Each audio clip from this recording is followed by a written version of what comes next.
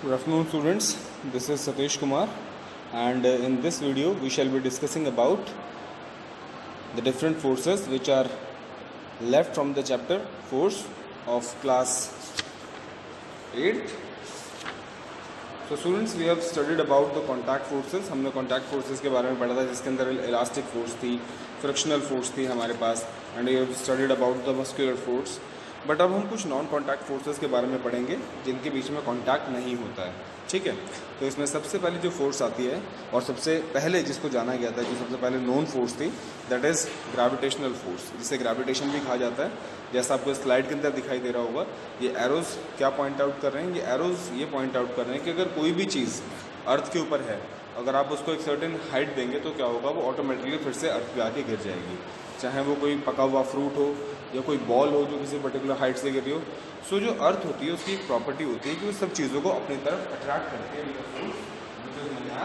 Gravitational force, ठीक है। जिस फोर्स से अर्थ सभी चीज़ों को अपनी तरफ अट्रैक्ट करती है उस फोर्स को हम क्या कहते हैं, ग्रेविटेशनल फोर्स कहते हैं। All the objects when let go down fall freely towards the ground. और जब भी कोई ऑब्जेक्ट ऊपर से नीचे की तरफ गिरता है तब वो किस कंडीशन में होता है, that state is known as free fall. मतलब उसके ऊपर उस टाइम पर कोई फोर्स नहीं लग रही होती है अपार्ट फ्रॉम ग्रेविटेशनल फोर्स, जब कोई भी चीज़ आराम से नीचे गिर रही होती है। And the earth gravity stops object from going up.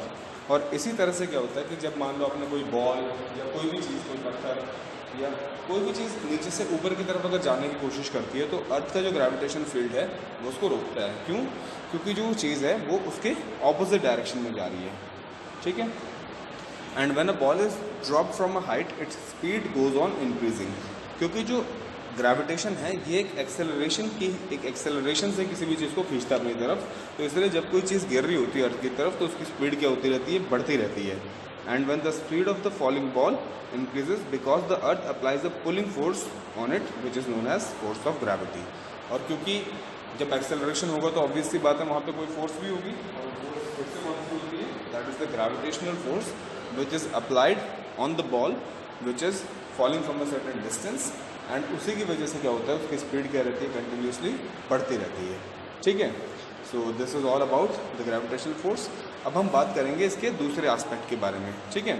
जैसे मान लो कोई रॉकेट है या कोई भी बॉल है जिसको आपने ऊपर की तरफ क्या किया, प्रोजेक्ट कर दिया, यानी ऊपर की तरफ आपने उसको क्या कर दिया, फेंक दिया। जैसा इस स्लाइड के अंदर आपको दिखाई दे रहा होगा, ये रॉकेट लॉन्च होकर ऊपर की तरफ जा रहा है एंड इसकी स्पीड क्या होती रहेगी, धीरे धीरे घटती रहेगी। अगर इसका जो फ्यूल है ये प्रॉपर अमाउंट में यूटिलाइज नहीं हुआ तो इसकी स्पीड क्या होगी, धीरे धीरे घटती रहेगी, और घटती स्पीड के साथ क्या होगा, ये ऊपर की तरफ जाएगा, मूव करेगा। और एक पॉइंट ऐसा आएगा, मतलब रॉकेट्स के केस में तो ये होता है कि वो चले जाते हैं जहाँ पे उन्हें जाना होता है, कुछ अर्थ के बाहर भी चले जाते हैं, और कुछ हमारे लिए सर्टेन डेस्टिनेशन होती है जहाँ पे मान लो किसी चीज़ को उन्हें हिट करना है तो वहाँ पे उसको हिट भी करते हैं।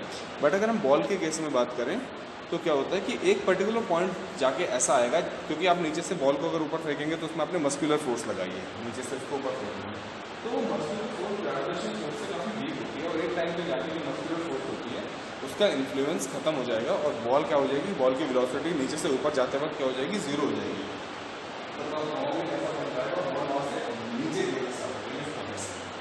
क्यों?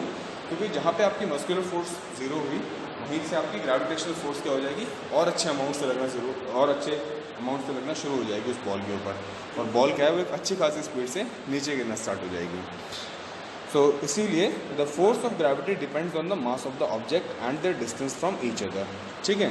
अगर हम मान लो कि किसी भी चीज़ का मास ज़्यादा है तो जो ग्रेविटेशनल फोर्स होगी क्या लगेगी, ज़्यादा लगेगी, और किसी चीज़ का मास कम है तो उसका ग्रेविटेशनल फोर्स कम लगेगी।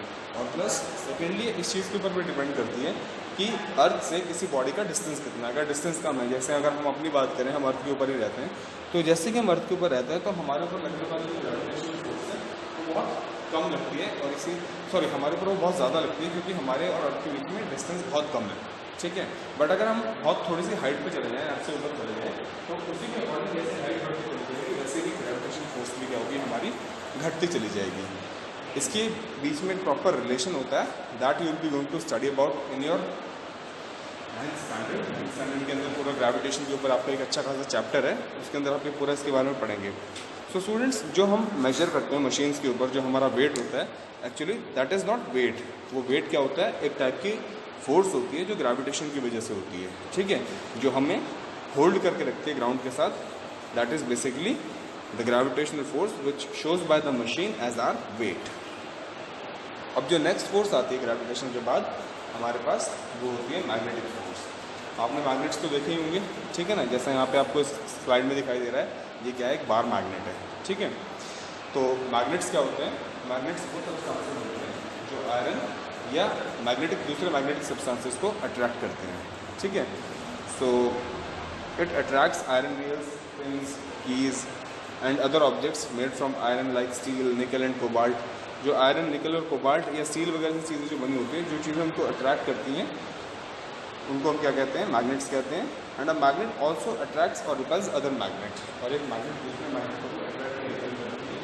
तो इस टाइप से जिस फोर्स को वो लगा के दूसरी चीज़ों को अट्रैक्ट या रिपेल कर रही है, उस फोर्स को हम क्या कहते हैं, that force is known as magnetic force. और we can say that the force is associated with the magnet with the help of which it can attract or repel other magnet and also attract the other magnetic substances like iron needles, steel articles, nickel and cobalt particles is known as magnetic force। मतलब ये magnet की अपनी ही property होती है जिसकी वजह से magnet दूसरी चीज़ों को अट्रैक्ट करती है। तो जो मैग्नेटिक फोर्स होती है वो भी ज़रूरी नहीं कि आपको कोई जो ऑब्जेक्ट है उसको टच ही कराना है वो तभी उसके साथ अट्रैक्ट होगी। ये एक नॉन कॉन्टैक्ट फोर्स होती है और एक पर्टिकुलर डिस्टेंस से भी क्या हो जाती है, एक्टिवेट हो जाती है। जैसे मान लो आपने कोई मैग्नेट रखा, ठीक है, और उसके बिल्कुल पास में आपने कोई आयरन का आर्टिकल या आयरन फिलिंग मतलब आयरन का चूरा टाइप रख दिया, तो वो धीरे धीरे क्या करेगा, चूरा सारा का सारा आयरन से आके चिपक जाएगा। मतलब ऐसा क्यों हो रहा है, क्योंकि जहाँ पर आपने कोई मैग्नेट रखी है तो उसके चारों तरफ ना एक मैग्नेट का एरिया होता है, जहाँ तक मैग्नेटिक फोर्सेस क्या होती हैं फैली रहती हैं, उसको मैग्नेट का एरिया बोलते हैं। ये टेक्निकल टर्म की अगर बात की जाए तो उसे मैग्नेटिक फील्ड बोलते हैं। मतलब कहीं पर भी कोई मैग्नेट अगर रखा हुआ है और उसके चारों मैग्नेटिक फील्ड लाइन्स की वजह से जो मैग्नेटिक फील्ड जो एरिया होगा और जहाँ पे मैग्नेटिक फोर्स लग सकती है, ठीक है, जहाँ से मतलब कोई भी अगर आयरन की चीज़ है, कोई दूसरी मैग्नेट है, उसको वो मैग्नेट अट्रैक्ट कर सकता है, उसको मैग्नेटिक फील्ड बोलते हैं। जैसे इसको बाहर मैग्नेट के चारों तरफ आपको दिखाई दे रहेगा, सर्कल से ड्रॉ कर रखा है मैंने। ये सर्कल से यहाँ पे क्या डिनोट कर रहा है, ये सर्कल यहाँ पे यही डिनोट कर रहा है कि इस मैग्नेट के चारों तरफ इसका मैग्नेटिक फील्ड है। अगर कोई दूसरा सब्सटेंस, जैसे कोई भी मैग्नेटिक सब्सटेंस या कोई दूसरा मैग्नेट आप इस फील्ड के आसपास लाएंगे तो ये मैग्नेट उसको क्या कर लेगी, अट्रैक्ट कर लेगी, ठीक है।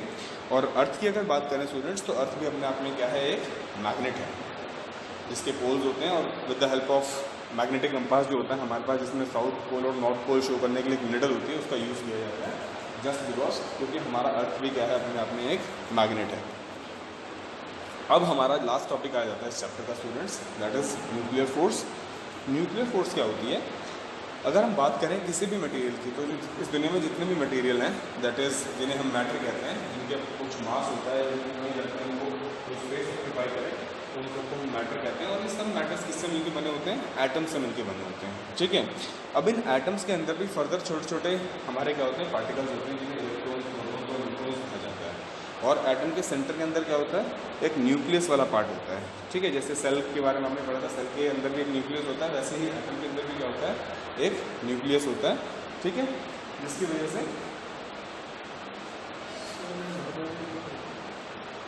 वजह से क्या होता है, वो उसको अट्रैक्ट करता है, ठीक है। तो the forces act among the small particles in the central part of atom which is called nucleus.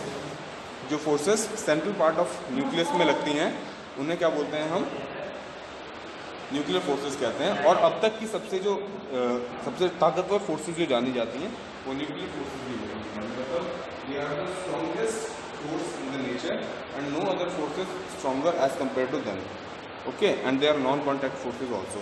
यहाँ पे जो आपको ये स्लाइड दिखाई दे रही है, इसके अंदर एक स्ट्रॉन्ग न्यूक्लियर फोर्स के बारे में ही एक्सप्लेन किया हुआ है, जिसकी वजह से जो पार्टिकल्स रहते हैं वो एक दूसरे के साथ हेल्ड रहते हैं, मतलब वो पकड़ के रखता है इन सबको।